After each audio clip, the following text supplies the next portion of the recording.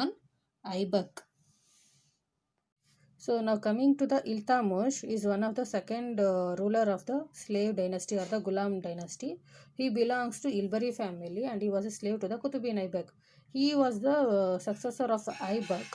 And but the Ghaznese king Tajuddin Elojoj and the Sindhu Naziruddin Kabacha could not tolerate about the Iltalish administration.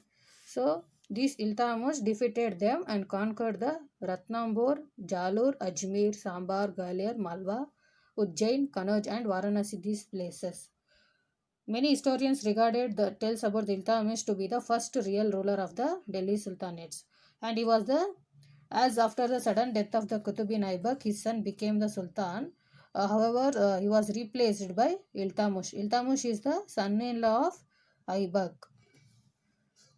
Like Aibak, Iltutmish was also a slave in the early life. He belonged to Ilbari tribe, as I said. And after succeeding against his enemies, he is engaged in himself in a series of conquest. As a result, most of the North India came under his control, and the territory of Delhi Sultanate was extended. Next comes the Razia Sultan. Iltutmish nominated Razia Sultan as his successor as he found his sons to be weak and incompetent, not enough to lead the administration. Razia's rule was short and fraught with the challenges. Neither the nobles in the court or the governors was ready to accept her order as a woman. So they often were against the Razia.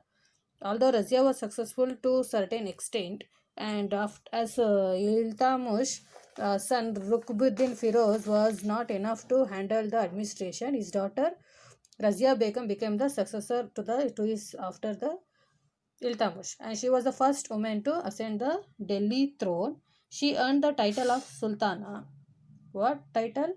Title of Sultana, and participated in many battles and dressing as a man. And she established her rule from Sindh to Bengal, and who were unable to tolerate her rule, and they killed her.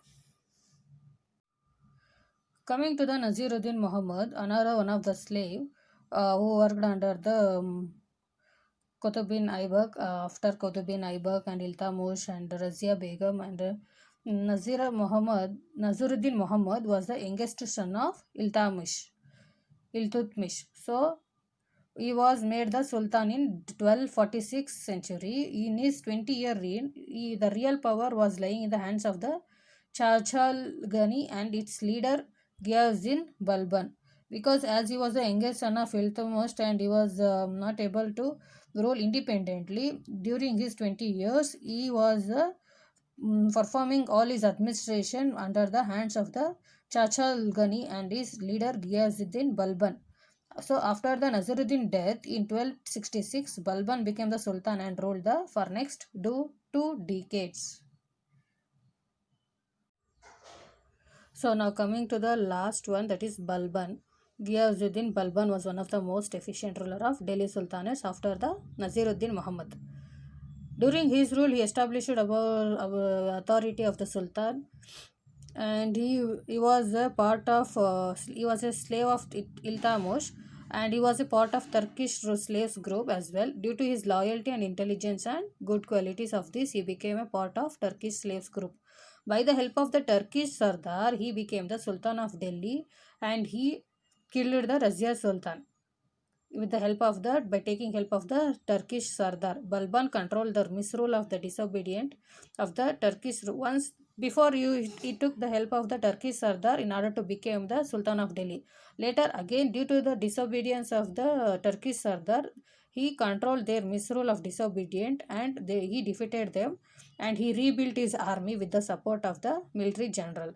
And again, these Balban was murdered by his own Wazir. Wazir is this minister. With this, the slave dynasty ended. So, one of the major challenges of the rulers of Mamluk dynasty, that is slave dynasty, was their lack of royal lineage. And Balban himself was a slave in his early life, and later he became a part of Chacha Jalgani and to establish an unchallenged authority. Balban ascended the throne with the help of the Turkish Sardars, and again he was against them, and he defeated the Turkish Sardar and started establishing his own territory and extended his territory. But Balban's rule was a period of stability, and there was an economic prosperity of the sultanates. But historians consider Balban as the greatest ruler of slave dynasty. However, after the death of this Balban, uh, the Balban has nominated his eldest son Kai Khusrau as his successor in order to lead his territory. But the nobles favored said Kikubud